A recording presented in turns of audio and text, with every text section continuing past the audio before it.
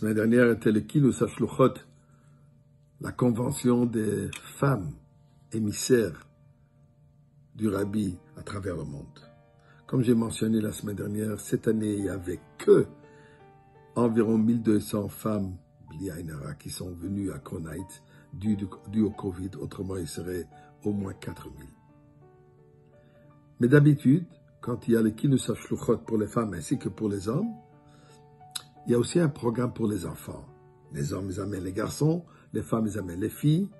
Et il y a une convention complète pour les enfants. Cette année, dû au Covid, un programme pour les enfants sur place, mais en grande majorité, c'était tout virtuel, au Zoom. Et je veux partager avec vous ce qu'un père a entendu ses enfants parler durant le Zoom. Et je le mentionne puisque on parle tellement de Messirut Nefesh, de sacrifices, des shluchim et des shluchot à travers le monde, avec toutes les difficultés qu'ils ont. On a parfois tendance à oublier les enfants de ces shluchim. Ces petits jeunes émissaires, ils ont encore plus de Messirut Nefesh, mais de manière qu'ils ne réalisent même pas. Pour eux, c'est tout à fait naturel. Ils sont heureux, contents d'être des shluchim, des shluchot du Rabbi. Et voilà ce que le rabbin Dov Hoenig partage.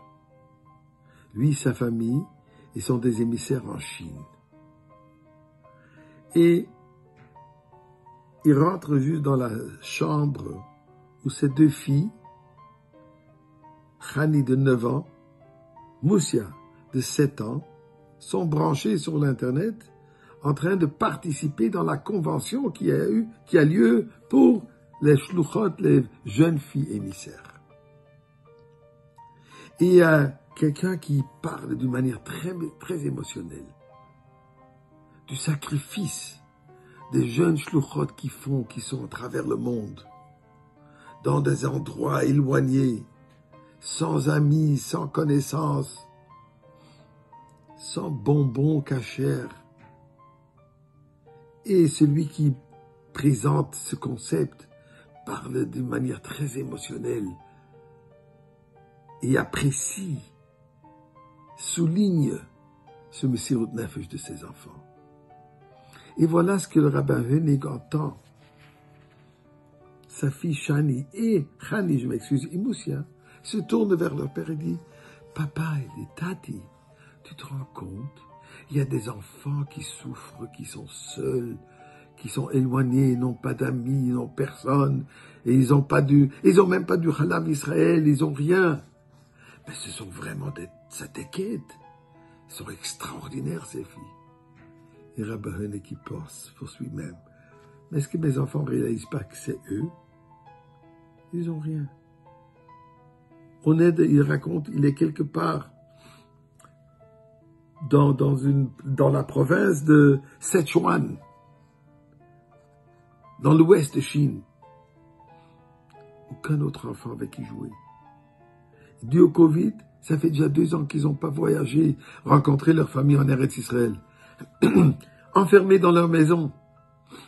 Seul contact, c'est par le online school, l'école qui est sur l'Internet. Ces enfants n'ont même pas réalisé que eux sont ces shluchot, ces enfants de Messirut Nefesh. Ils ne voient que les autres. Pour eux, c'est tout à fait normal. Et en parlant de tout à fait normal, le rabbin Levitansky, d'origine de Californie, avec sa famille, jeunes enfants, sont partis en Russie. Un petit village. Cherchent un appartement à louer. Seule chose qu'ils ont trouvé, un assez grand hangar, maison, mais que n'a même pas de l'eau, pas de robinet, il n'y a pas de l'eau coulante dans la maison. Il y a un puits à l'extérieur. Ils sont habitués. Ils ont commencé à œuvrer dans leur shlichut. Un jour, la famille a dû voyager chez les grands-parents en Californie et les cousins qui sont là-bas des shluchim en Californie. En arrivant, ils savent qu'ils vont venir chez leurs cousins, les shluchim qu'ils n'ont jamais rencontrés. les shluchim, les émissaires. Eh bien, c'est quand il rentre dans la maison et il voit ce luxe, entre guillemets luxe, il tourne vers son père et dit, « Papa, ils ne sont pas des shluchim, ils ne sont pas des émissaires du rabbi. » Et mais pourquoi, bien sûr? Il dit, « Non, regarde, ils ont de l'eau chaude et de l'eau froide, un robinet qui coule, ils ont de l'eau dans leur maison. » Des shluchim ne vivent pas comme ça. Des shluchim du rabbi n'ont pas ces luxes, ils n'ont pas de l'eau. Eh bien, Ribono Shel Olam, on mérite la Géoula juste pour ces petits jeunes enfants, dans leur mérite. Tel qu'on a reçu la Torah dans le mérite des enfants, on nous mérite déjà la Géoula de ces petits shluchim.